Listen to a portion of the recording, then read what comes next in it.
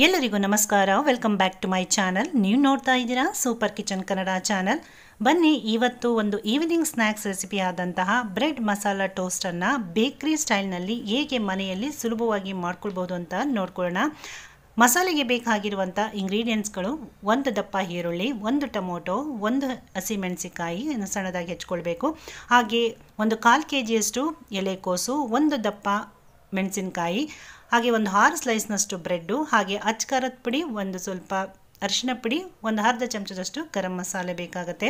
ಈಗ ಒಂದು ಬಾಣಲಿಯನ್ನು ಇಟ್ಕೊಂಡು ಒಂದು 2 ಚಮಚದಷ್ಟು ಎಣ್ಣೆಯನ್ನು ಸೇರಿಸ್ಕೊಂಡು ಒಂದು ಅರ್ಧ ಚಮಚದಷ್ಟು ಸಾಸಿವೆ, ಹಾಗೆ ಒಂದು ಹಸಿಮೆಣಸಿಕಾಯನ್ನು ಸಣ್ಣದಾಗಿ ಕಟ್ ಮಾಡಿ ಸೇರಿಸ್ಕೊಳ್ಬೇಕು. ಹಾಗೆ ನಾವು ಕಟ್ ಮಾಡಿರುವಂಥ ಈರುಳ್ಳಿಯನ್ನು ಸೇರಿಸ್ಕೊಂಡು ಇದು ಸ್ವಲ್ಪ ಟ್ರಾನ್ಸ್ಪರೆಂಟ್ ಆಗೋ ತನಕ ನಾವು ಫ್ರೈ ಮಾಡ್ಕೊಳ್ಬೇಕು. ಇದು ಫ್ರೈ ಆಗಿದ ನಂತರ ನಾವು ಕಟ್ ಮಾಡಿ ಇಟ್ಕೊಂಡಿದ್ದಂತಹ ಎಲೆಕೋಸು ಹಾಗೆ ದಪ್ಪ ಮೆಣಸಿಕಾಯನ್ನು ಸೇರಿಸ್ಕೊಂಡು 1 ನಿಮಿಷಗಳ ಕಾಲ ನಾವು ಇದನ್ನು ಫ್ರೈ ಮಾಡ್ಕೊಳ್ಬೇಕಾಗತ್ತೆ. ಈ ರೀತಿ ಇದು ಫ್ರೈ ಆಗಿದ ನಂತರ ನಾವು ಕಟ್ ಮಾಡಿಟ್ಟಿದ್ದಂತಹ ಟೊಮೊಟೊ ಹಣ್ಣನ್ನು ಕೂಡ ಸೇರಿಸ್ಕೊಂಡು ಇದು ಕೂಡ ಒಂದು 30 ಸೆಕೆಂಡ್ಸ್ಗಳ ಕಾಲ ನಾವು ಫ್ರೈ ಮಾಡ್ಕೊಳ್ಬೇಕು.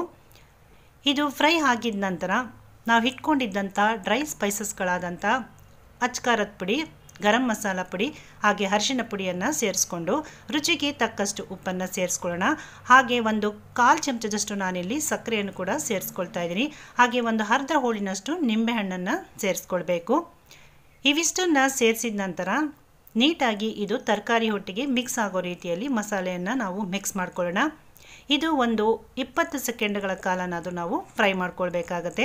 ಈ ರೀತಿ ಇದು ಫ್ರೈ ಆಗಿದ ನಂತರ ನಾನು ಕೊನೆಯದಾಗಿ ಇದಕ್ಕೆ ಸ್ವಲ್ಪ ಕೊತ್ತಂಬರಿ ಸೊಪ್ಪನ್ನು ಸೇರಿಸ್ಕೊಂಡು ಮಿಕ್ಸ್ ಮಾಡ್ಕೊಳ್ತಾ ಇದ್ದೀನಿ. ಈ ರೀತಿ ನಾವು ಮಿಕ್ಸ್ ಮಾಡಿಕೊಂಡ್ರೆ ನಮಗೆ ಮಸಾಲೆ ರೆಡಿಯಾಗಿದೆ. ಈಗ ಸ್ಟವ್ ಮೇಲೆ ಒಂದು ತವವನ್ನು ಇಟ್ಕೊಂಡು ಅದರ ಮೇಲೆ ಸ್ವಲ್ಪ ಬೆಣ್ಣೆಯನ್ನು ಗ್ರೀಸ್ ಮಾಡ್ಕೊಳ್ಳೋಣ. ಬೆಣ್ಣೆ ಹಚ್ಚಿದ ನಂತರ ನಾವು ಇಟ್ಕೊಂಡಿದ್ದಂತಹ ಬ್ರೆಡ್ ಸ್ಲೈಸ್ಗಳನ್ನು ಇದರ ಮೇಲೆ ಹಾಕಿ ಇದರ 2 ಬದಿಯಲ್ಲಿ ನಾವು ಬೆಣ್ಣೆಯನ್ನು ಹಚ್ಚಿ ಫ್ರೈ ಮಾಡ್ಕೊಳ್ಬೇಕು.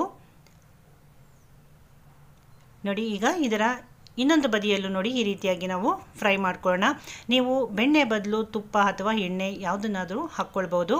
ಈಗ ನಾವು ಮಾಡಿಟ್ಕೊಂಡಿದ್ದಂತಹ ಮಸಾಲೆಯನ್ನು ಇದರ ಮೇಲ್ಭಾಗದಲ್ಲಿ ಹಾಕ್ಕೊಳ್ಳೋಣ.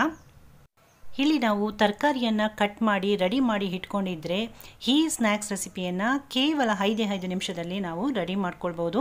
ನೋಡಿ, ಇಷ್ಟ ಆದರೆ ನಮಗೆ ಬ್ರೆಡ್ ಟೋಸ್ಟ್ ಸರ್ವ್ ಮಾಡೋದಕ್ಕೆ ರೆಡಿಯಾಗಿದೆ.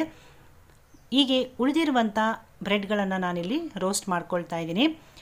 ನೀವು ಮಕ್ಕಳ ಸ್ಕೂಲ್ ಲಂಚ್ ಬಾಕ್ಸ್ಗೆ ಕಳಿಸೋದಾದರೆ ನೋಡಿ, ಈ ರೀತಿ ಮಸಾಲೆಯನ್ನು ಹಾಕಿ ಅದರ ಮೇಲ್ಭಾಗದಲ್ಲಿ ಮತ್ತೊಂದು ಸ್ಲೈಸ್ ಬ್ರೆಡ್ಡನ್ನು ಕವರ್ ಮಾಡಿ ಈ ಬ್ರೆಡ್ನ 2 ಬದಿಯಲ್ಲೂ ಕೂಡ ನಾವು ಚೆನ್ನಾಗಿ ರೋಸ್ಟ್ ಮಾಡ್ಕೊಳ್ಬೇಕು. ಈ ರೀತಿ ರೋಸ್ಟ್ ಆಗಿದ ನಂತರ ನೀವು ಇದನ್ನು ಟ್ರಯಾಂಗಲ್ ಶೇಪ್ನಲ್ಲಿ ಕಟ್ ಮಾಡಿ ಇದನ್ನು ನೀವು ಲಂಚ್ ಬಾಕ್ಸ್ಗೆ ಹಾಕಿ ಕಳಿಸ್ಕೊಡ್ಬೋದು. ಹಾಗೆ ಈ ರೀತಿಯಾಗಿ ಕೂಡ ಸರ್ವ್ ಮಾಡ್ಬೋದು. ನೋಡಿದ್ರಲ್ಲ ವೀಕ್ಷಕರೇ, ಎಷ್ಟು ಸುಲಭವಾಗಿ ಈ ಬ್ರೆಡ್ ಟೋಸ್ಟನ್ನು ನಾವು ಬೇಕರಿ ಸ್ಟೈಲ್ನಲ್ಲಿ ಮನೆಯಲ್ಲೇ ಹೇಗೆ ಸುಲಭವಾಗಿ ಮಾಡ್ಕೊಂಡ್ವಿ ಅಂತ. ಈ ವಿಡಿಯೋ ನಿಮಗೆಲ್ಲ ಇಷ್ಟ ಆಗಿದೆ ಅಂತ ನಾನು ಭಾವಿಸ್ತೀನಿ. ಇಷ್ಟ ಆಗಿದ್ದರೆ ನಿಮ್ಮ ಮನೆಗಳಲ್ಲಿ ಟ್ರೈ ಮಾಡಿ ಹೇಗೆ ಬಂತು ಅಂತ ಕಮೆಂಟ್ ಮಾಡಿ. ಹಾಗೆ ವಿಡಿಯೋ ಇಷ್ಟ ಆಗಿದ್ದರೆ ಒಂದು ಲೈಕ್ ಮಾಡಿ, ಶೇರ್ ಮಾಡಿ. ಹಾಗೆ ಚಾನಲ್ಗೆ ಯಾರೆಲ್ಲ ಸಬ್ಸ್ಕ್ರೈಬ್ ಆಗಿಲ್ವೋ ದಯವಿಟ್ಟು ಸಬ್ಸ್ಕ್ರೈಬ್ ಮಾಡಿಕೊಂಡು ಸಪೋರ್ಟ್ ಮಾಡಿ ಅಂತ ಹೇಳ್ತಾ ಮತ್ತೊಂದು ಇಂಟ್ರೆಸ್ಟಿಂಗ್ ಆಗಿರುವಂಥ ರೆಸಿಪಿಯೊಂದಿಗೆ ಭೇಟಿ ಆಗ್ತೀನಿ. ಅಲ್ಲಿ ತನಕ ಥ್ಯಾಂಕ್ ಯು.